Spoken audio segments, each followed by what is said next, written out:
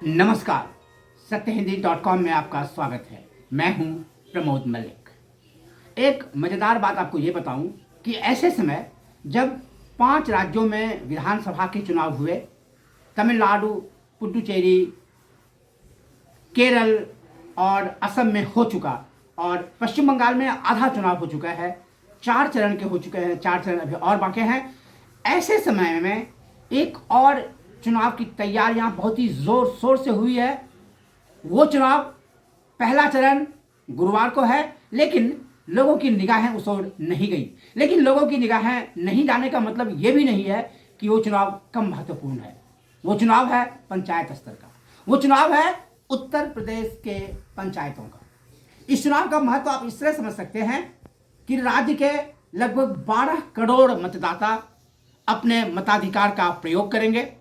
इसमें 8.69 लाख पदों पर लोगों की नियुक्ति की जाएगी, उतने पदों के लिए चुनाव होगा और 17 लाख से अधिक उम्मीदवार इसमें होंगे, ये अनुमान लगाया जा रहा है। इसलिए कि अंतिम चरण के लिए अभी पर्चा भरा जाना बाकी है, तो ऐसा माना जाता है कि लगभग 17 लाख उम्मीदवार होंगे, 8,69,000 पद भरे जाएंगे और इसमें 12 करोड़ मतदाता भाग लेंगे। ये सिर्फ उत्तर प्रदेश में हो रहा है। ये महत्वपूर्ण इसलिए है कि अगले साल उत्तर प्रदेश में विधानसभा चुनाव है। तो ये जो पंचायत चुनाव हो रहा है, ये सिर्फ पंचायत चुनाव नहीं है, ये विधानसभा चुनाव के पहले का है, ये सेमीफाइनल है।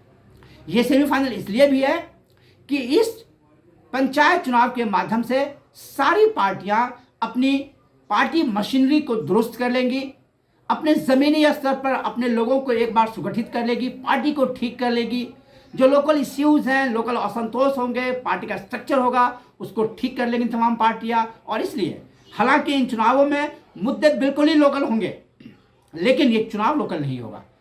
मुद्दे स्थानीय होंगे, पंचायत के होंगे, लेकिन ये चुनाव विधानसभा की तैयारी का होगा। 4 चरणों में मतदान हो रहा है।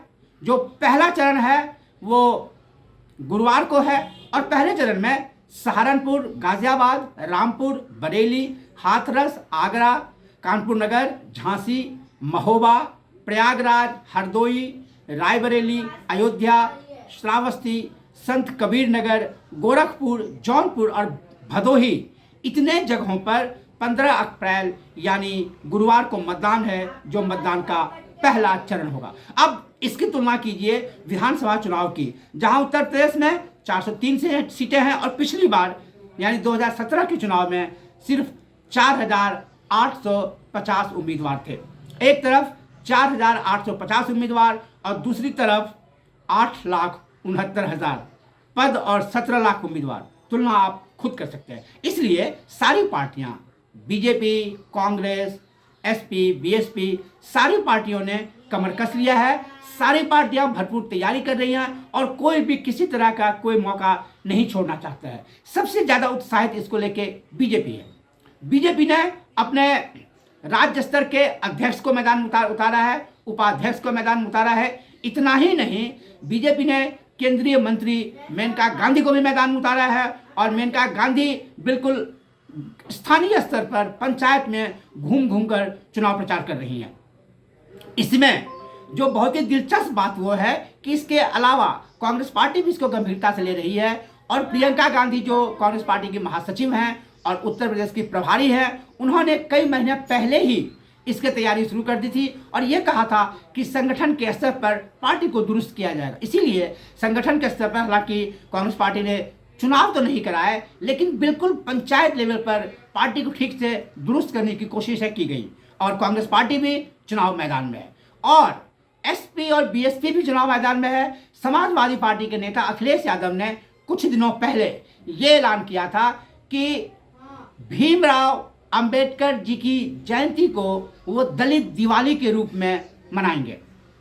और जब समाजवादी पार्टी इस दलित चिंतक के जन्मदिन को दिवाली के तौर पर मनाने का ऐलान करते हैं, तो ये बहुत ही साफ है कि उनकी नज़र जाति गोलबंदी की है, उनकी नज़र दलित वोट बैंक को अपनी ओर करने की है और ये विधानसभा चुनाव की तैयारी के तहत ही किया जा रहा है। लेकिन चूंकि पंचायत चुनाव सामने है, तो पंचायत चुनाव में ये मुद्दा उछालने से एक बार ये टेस्टिंग हो जाएगी कि कितने लोग इससे प्रभावित होते हैं, कितने लोग समाजवादी पार्टी से जुड़ पाते हैं, कितने लोग उनसे अछूते रहते हैं।